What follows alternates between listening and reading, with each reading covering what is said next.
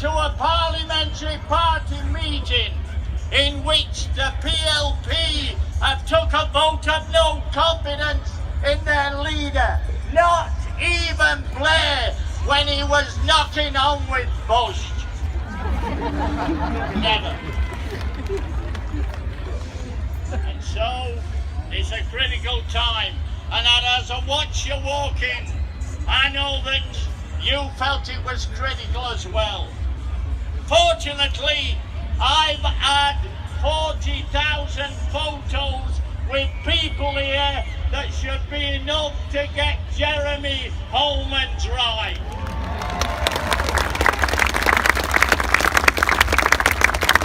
But if he needs any more, there are literally another 150,000 out there in Britain waiting to back him. Politics is changing. You know it is. We're fighting against austerity. Every pig is shot. You've heard from Tim Roach today about the steel workers. Why have they closed these factories down? Because China is coming here with Osborne's help to dump the steel and throw people out of work. And you all know it, don't you? You know it. You know you're being told a pack of lies by Dodgy Dave and all the rest of them. And that's why you're here today. The forecast was rain. But at that moment I got on the platform.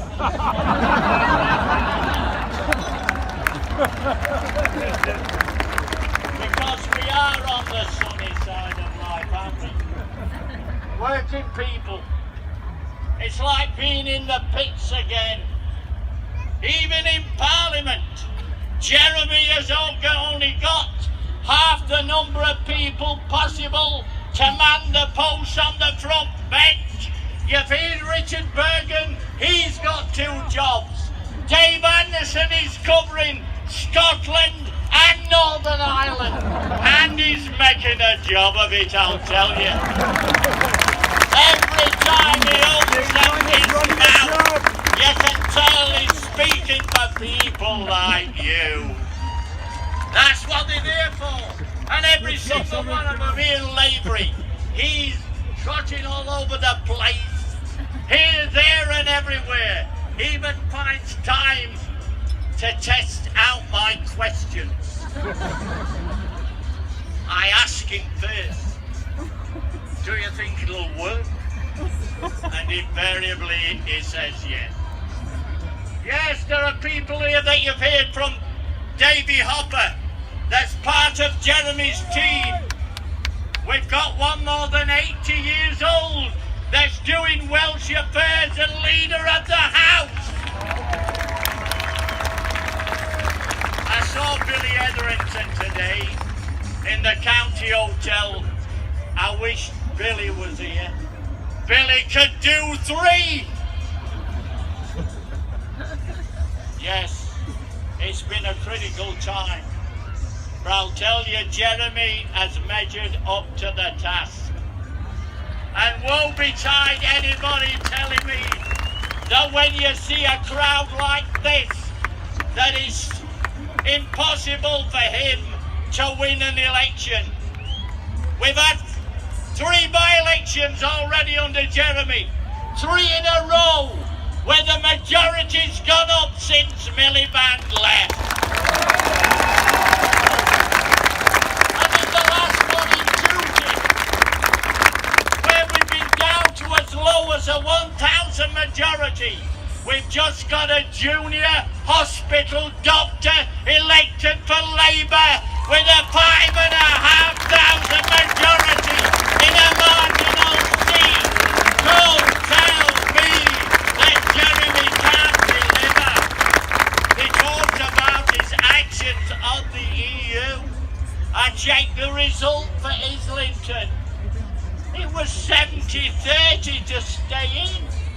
I think he'd been doing a lot of bloody work, don't you? He got twice as many votes as Alan Johnson in Hull. No wonder he had a vote of no confidence in him on the day. Let's remember, Michael Foot got some stick when he was the leader of the Labour Party. Do you know what they did with him? The right-wing element in Parliament. They actually discussed in the middle of an election campaign, 10 days before the vote, whether to get rid of Michael Foot because he didn't look the part. And Jim Mortimer had to go to the assembled press. You've probably seen it on the telly. And he had to tell the press, Michael Foot, it has been agreed this morning, is our candidate still. Just imagine what that did to the election. In the middle of the SDP, do you remember them? Shirley Poppins, Dr. Death, all the rest of them. Where are they now? They were going to rule the world. They were like the right wing of the Labour Party today. And where are they? They're stuck in House of Lords. 2 of them. Don't tell me about the political right.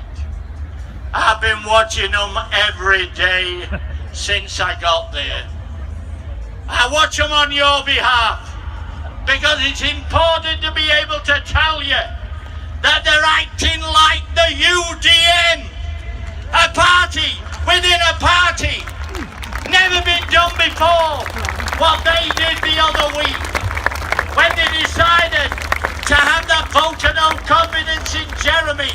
But some of us are fighting back, and there is nobody stronger than the people here in the North East that will never let go. That's why I'm here today. I don't sound like Tom Watson, do I? And I'm not Tom Watson. I'm here to represent the working class and will never give in. Never, ever give in. I don't want Neil Finnan to tell people in the social media about me. He lost 2 elections in a row. And Jeremy will soon be headed for the first. Even in the rain, we'll fight on. We've got a leader we can trust, who'll take on the banks. It'll be like 1945 all over again. When we built the National Health Service, Jeremy will be there to save it. We'll get rid of 0-hour contracts and send Mike Ashley back from whence he came. We're going to build a new Britain. In 1945, a little man, and I said to me father as a boy, I know Churchill is dad, but who's our leader? He said he's a nice man, and he's got a lot of good people around him. Well, Jeremy's surrounded by good people here today. We've got a job to do. And we should be laying out the Labour policies. The policies that you've heard on this platform today. That's the task of Jeremy Corbyn. To map out our future. A future like 1945. Get Britain back to work. And if the immigrants are working in Britain, they should be paid the same as all of us. Instead of on their pockets. When I went in the pits in 1949, I went with Poles, Lithuanians. They all got the same money as me. And do you know what else? They had to join the NUM. What a different world it would be today if we were to get a society like that. The end of 0-hour contracts. £10 an hour minimum wage to start with. Oh yes, we could deal with the banks and make the rich pay the taxes. It would be relatively simple for somebody that's committed. We have been waiting for years for somebody to come along who looks to the people as being genuine, sensible and prepared to fight to the bitter end. That man is Jeremy Corbyn.